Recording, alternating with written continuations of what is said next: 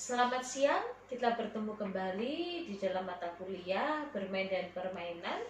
Untuk materi kali ini kita akan belajar bersama tentang karakteristik dan tahapan bermain pada anak usia dini. Kita memahami bersama bahwa bermain adalah karakteristik pada anak usia dini yang dunia bermain itu tidak bisa mereka hindari di dalam kehidupan mereka sehari-hari. Maka dunia anak adalah dunia bermain.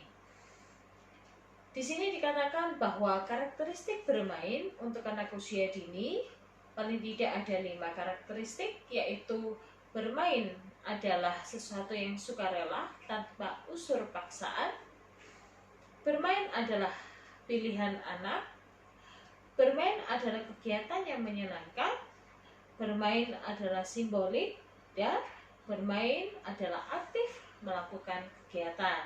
Maka dapat kita rangkum bahwa bermain pada anak usia dini karakteristiknya adalah sesuatu yang sukarela tanpa adanya paksaan, yang melibatkan anak secara aktif dan membuat anak untuk mampu berpikir secara simbolik, dan merupakan pilihan anak tanpa adanya paksaan dari luar diri anak.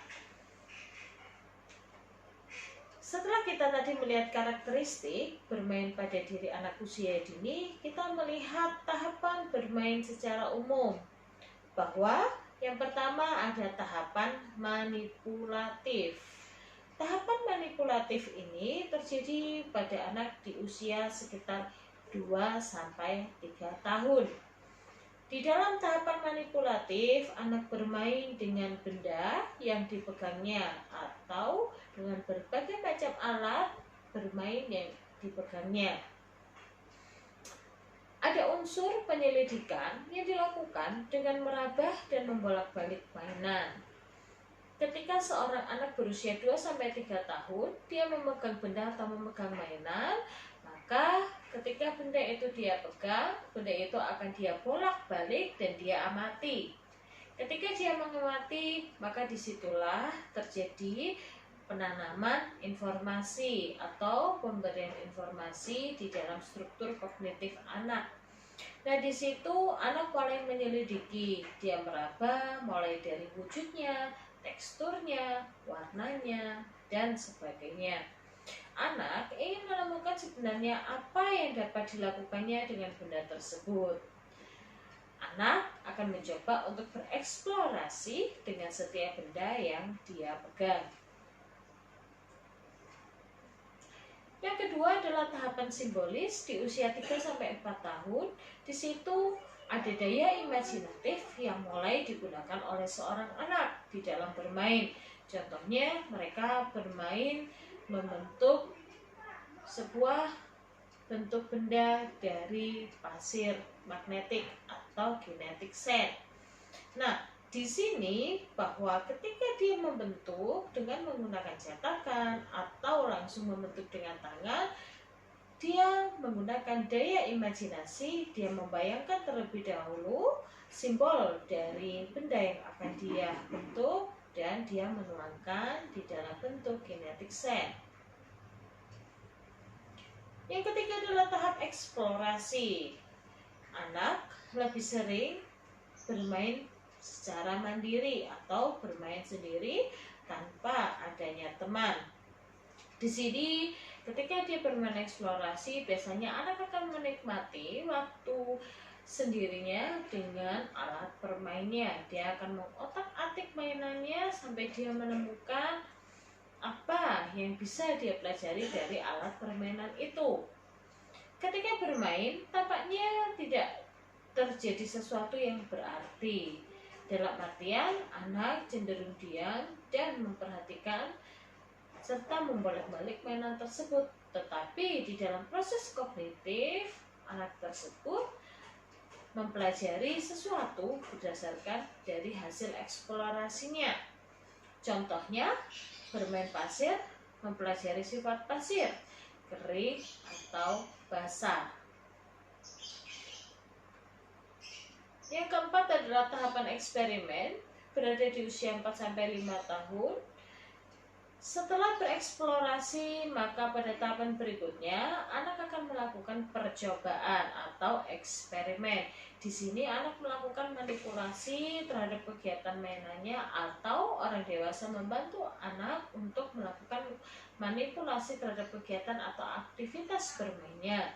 Contohnya, bermain pasir, mereka mulai mencoba mencetak pasir menggunakan alat atau benda yang ada, dan mereka akan mengetahui bahwa dimulai dari mengaduk pasir, mengetahui bagaimana bentuk ataupun karakteristik pasir, dan juga mereka mulai memberikan bentuk-bentuk yang sederhana. Atau bisa juga ketika anak bermain air dan cat, dia bereksperimen untuk menemukan warna yang mereka butuhkan. Tahap kelima adalah tahapan dapat dikenal. Di sini anak berada pada usia 5-6 tahun. Di sini anak mulai membangun bentuk-bentuk yang realistis, bentuk-bentuk yang telah dikenalnya dalam kehidupan sehari-hari. Nah, dia mulai menuangkan secara simbolisasi bentuk-bentuk yang telah ada di dalam struktur kognitifnya, dan dia tuangkan di dalam bentuk yang ada pada genggaman tangannya, entah itu plastisin ataupun pasir ataupun balok. Nah, di sini anak mulai membentuk jenis hewan ataupun buah dari plastisin. Itu sebagai contoh. Ada seorang tokoh yang bernama Mildred Parten. Dia mengemukakan ada beberapa tahapan atau klasifikasi dari tahapan perkembangan bermain. Yang pertama adalah unoccupied play. Di sini anak hanya melihat ketika anak lain bermain atau orang lain bermain. Di sini dia tidak terlibat secara langsung di dalam proses bermain, tetapi dia lebih kepada mengamati dan tidak terjadi pola interaksi apapun. Yang kedua adalah solitary play. Di sini anak bermain sendiri dan mandiri, dan tidak bersinggungan atau berinteraksi dengan orang lain. Anak asik sendiri dengan mainannya di usia 2-3 tahun. Seringkali terlibat di dalam solitary play karena di usia 2-3 tahun ini mereka cenderung untuk asik dengan dunianya sendiri. Yang ketiga adalah onlooker play, cooperative play, yaitu anak menonton orang lain bermain, ada interaksi dengan orang lain, tetapi tidak ikut di dalam permainan. Bedanya kalau yang tadi unoccupied play, anak tidak bermain, tidak terjadi interaksi, tetapi di dalam onlooker, anak tidak terlibat namun ada interaksi. Yang keempat adalah parallel play, yaitu anak bermain terpisah dengan anak-anak yang lainnya, tetapi cenderung memainkan permainan yang sama. Misalnya ada 3-5 anak bersama-sama memainkan permainan yang sama, misalnya puzzle atau membentuk bentuk dari plastisin. Itu namanya parallel play karena mereka melakukan aktivitas secara mandiri tetapi dalam waktu dan dalam tempat yang cenderung bersama-sama. Associative play di sini bahwa permainan melibatkan interaksi sosial dengan sedikit organisasi, dalam artian mereka tertarik dan terjadi tukar menukar mainan. Misalnya ketika ada 3 anak mereka bermain robot, ya, ada 3 anak laki-laki mereka bermain robot dan mereka saling bertukar mainan. Nah, di sini berarti terjadi yang namanya associative play. Yang satu membawa model Iron Man, yang satu membawa model kura-kura ninja, yang satu membawa model yang lain. Nah, di sini mereka akan saling bertukar. Yang keenam adalah cooperative play. Di sini meliputi interaksi sosial dalam satu kelompok yang memiliki suatu rasa identitas kelompok dan kegiatan terasosiasi. Nah, di dalam cooperative play ini biasanya permainan-permainan yang sifatnya berkelompok dan ada satu tujuan yang akan dicapai oleh kelompok tersebut. Ya, misalnya sama-sama mereka merancang sebuah bentuk dari balok tetapi berkelompok. Di situ mereka akan berbagi peran. Lalu ada seorang tokoh bernama Piaget, ya. Dia mencoba untuk mengemukakan tahapan bermain dilihat atau disoroti dari sudut pandang perkembangan kognitif. Yang pertama adalah sensory motor play atau bermain dengan menggunakan indera dan gerakan-gerakan tubuh atau refleks tubuh. Ini terjadi pada anak usia 3 atau 4 bulan sampai 24 bulan atau 2 tahun. Di sini anak bermain dimulai pada periode perkembangan kognitif sensori motorik, di mana anak ketika berusia sebelum 3 sampai 4 bulan atau berusia 1 sampai 3 bulan, dia lebih banyak menggunakan gerakan-gerakan atau refleks dari inderanya. Dan dia mematangkan fungsi panca indera. Nah, di sini di usia 3 sampai 4 bulan anak mulai tertarik dengan benda-benda yang ada di sekitarnya. Maka dari itu, anak semata-mata terlihat menunjukkan gerakan-gerakan yang merupakan refleks dari gerakan tubuhnya. Di sini terjadi reproductive assimilation, di mana ada pengulangan dari hal-hal yang pernah dia lakukan sebelumnya. Misalnya memasukkan benda-benda ke dalam mulutnya, memasukkan jari ke dalam mulutnya, dan itu bisa dia lakukan berulang kali. Sejak usia 3 sampai 4 bulan, kegiatan anak akan lebih terkoordinasi, dan dari pengalaman-pengalaman, dia akan menilai mana kegiatan yang menarik dan mana yang tidak menarik. Ketika kegiatan itu menimbulkan rasa senang, maka dia akan cenderung untuk mengulanginya. Pada usia 7 sampai 11 bulan, kegiatan yang dilakukan anak bukan semata-mata berupa pengulangan, tetapi sudah disertai dengan berbagai macam variasi gerakan. Dia mulai bisa menggerakkan tangan dan kaki. Dia mulai bisa memberikan refleks tendangan untuk mencapai sebuah tujuan. Contohnya ketika dia menggerakkan mainan-mainan yang ada di atas ranjangnya, maka dia akan memberikan tendangan untuk mencapai mainan itu sehingga mainan itu berputar. Pada usia 18 bulan, baru nampak adanya percobaan-percobaan aktif pada kegiatan bermain anak. Anak sudah semakin mampu memvariasikan tindakannya terhadap berbagai alat permainan.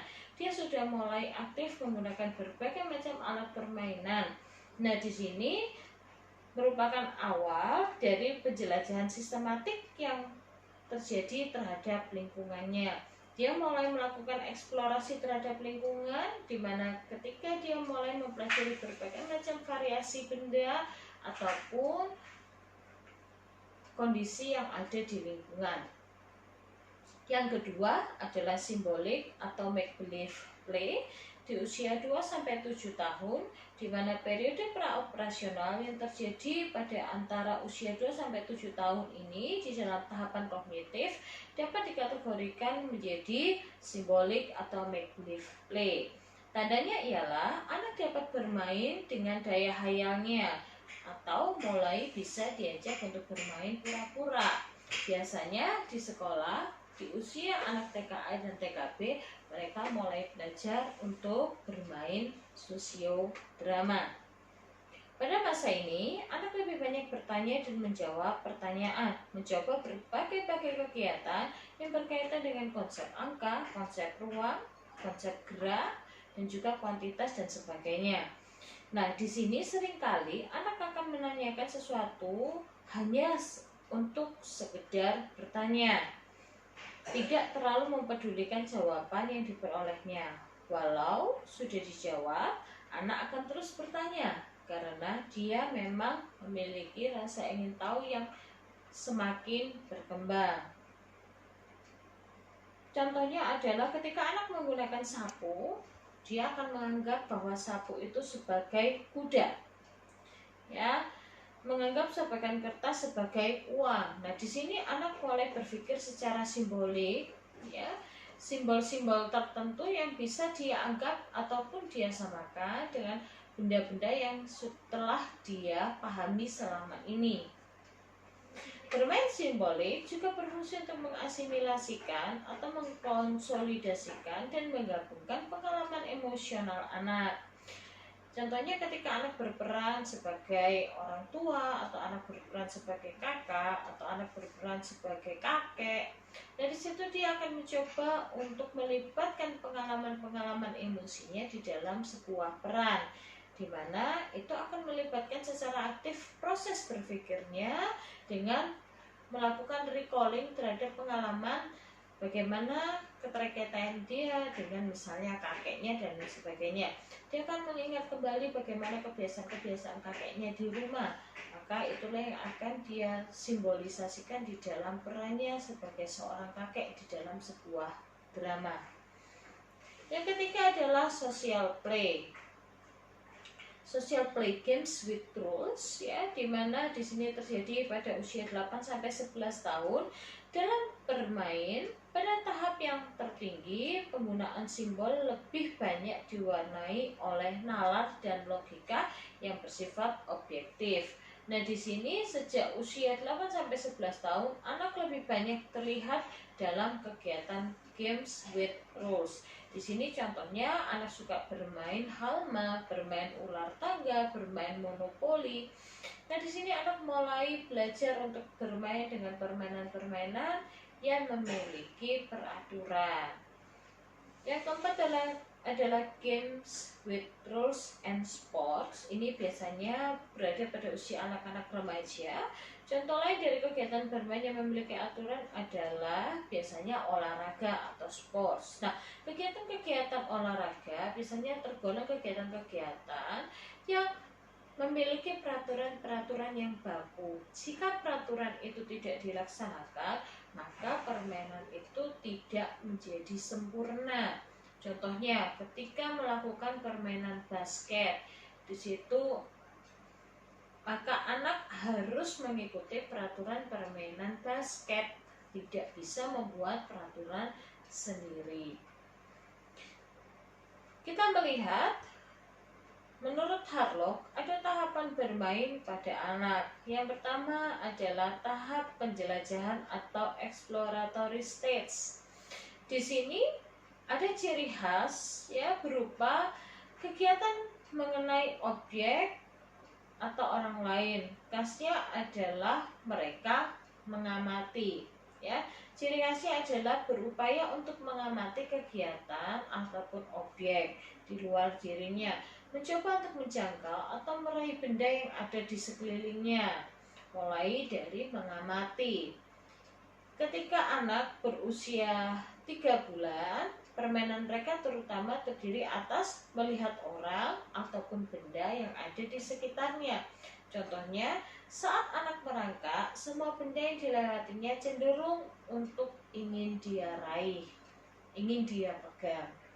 Ketika ada benda di depannya, dia akan mencoba untuk meraihnya. Ketika dia tidak bisa meraih, biasanya respon emosi yang keluar adalah merengek atau menangis.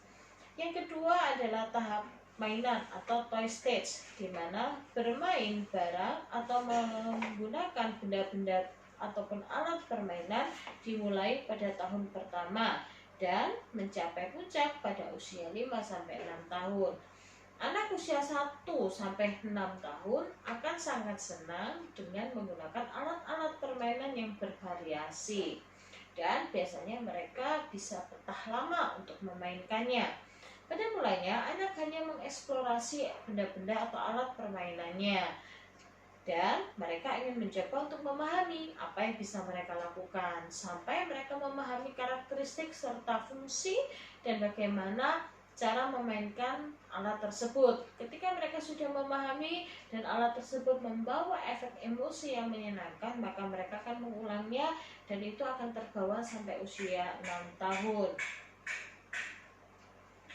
Tahapan ketiga yaitu tahap bermain, yaitu play stage, terjadi pada saat anak mulai masuk sekolah dasar. Di sini anak bermain dengan alat permainan yang beragam atau bervariasi. Semula mereka meneruskan bermain dengan alat-alat permainan yang biasa mereka lakukan di tahap sebelumnya atau toy stage. Nah, di sini mereka menggunakan permainan-permainan yang juga bisa dilakukan oleh orang dewasa. Contohnya bermain bola kasti atau bermain catur. Yang keempat adalah tahap melamun atau daydream stage. Nah, di sini diawali saat anak mendekati masa pubertas, dia mulai menggunakan daya hayalnya, kemampuan berpikir abstraknya mulai berkembang. Maka di sini anak mulai bisa membayangkan atau berhayal tentang hal-hal yang ada atau kondisi-kondisi yang mulai ada di dalam benaknya. Nah, di sini anak banyak menghabiskan waktunya untuk melamun atau berhayal. Biasanya hayalan anak-anak pada tahap ini mengenai perlakuan yang mungkin saja bisa jadi tidak menyenangkan bagi mereka, dan atau kegiatan-kegiatan yang tidak mereka pahami selama ini. Ada beberapa tahapan perkembangan yang juga dikembangkan atau dikemukakan oleh Swilansky, yaitu yang pertama bermain fungsional atau functional play. Nah, di sini kita melihat pada functional play ini anak berusia 1-2 tahun mereka memberikan gerakan-gerakan yang sifatnya sederhana dan berulang. Kegiatan bermain ini dapat dilakukan dengan atau tanpa alat permainan. Contohnya, mereka bermain lari-larian di rumah, mendorong atau menarik mobil-mobilan, mengolah lilin atau tanah liat menjadi bentuk yang mereka inginkan. Nah, yang kedua adalah bermain bangun-membangun atau constructive play, atau yang biasa kita katakan sebagai permainan rancang bangun. Nah, bermain membangun sudah dapat terlihat pada anak usia 3-6 tahun. Dalam kegiatan bermain ini, anak membentuk sesuatu, menciptakan bangunan tertentu dengan alat permainan yang tersedia. Bisa dengan puzzle, bisa dengan balok, atau yang biasa kita katakan sebagai block design. Nah, di sini contohnya adalah mereka menggunakan baloknya untuk membuat rumah-rumahan dari kayu tersebut, atau potongan Lego, atau potongan gambar sebagai puzzle. Nah, di sini mereka akan sangat senang karena mereka menggunakan apa yang ada di dalam benak mereka tentang sebuah bentuk, dan mereka akan mencoba untuk merangkai dari kepingan-kepingan yang ada sesuai dengan bentuk yang mereka pahami. Dan itu akan memberikan tantangan yang luar biasa di dalam diri mereka untuk menyelesaikan bentuk tersebut. Yang ketiga adalah make believe play atau bermain pura-pura, yaitu kegiatan bermain pura-pura mulai banyak dilakukan anak pada usia 3-7 tahun. Dalam bermain pura-pura, anak menirukan kegiatan orang yang pernah dijumpainya. Ya, misalnya ayahnya, ibunya, tantenya, kakaknya, kakeknya, ataupun neneknya. Nah, di sini biasanya dia mulai mengembangkan daya imajinasinya untuk memainkan tokoh ataupun peran yang mungkin pernah mereka lihat. Misalnya main rumah-rumahan, main polisi dan penjahat, atau bermain sebagai seorang superhero, menjadi Batman atau yang lainnya.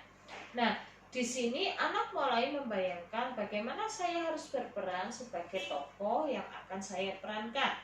Yang keempat adalah permainan dengan peraturan atau games with rules. Seperti yang tadi sudah kita coba bahas, bahwa games with rules di sini dikatakan bahwa pada usia anak 6 tahun memasuki 6 tahun, dia mulai bisa memahami peraturan-peraturan yang ada di dalam sebuah permainan. Mulai dari peraturan yang sederhana dengan permainan-permainan ular tangga, monopoli, sampai permainan-permainan yang menggunakan peraturan-peraturan yang bagus seperti basket, voli, kopak sodor, dan lain sebagainya.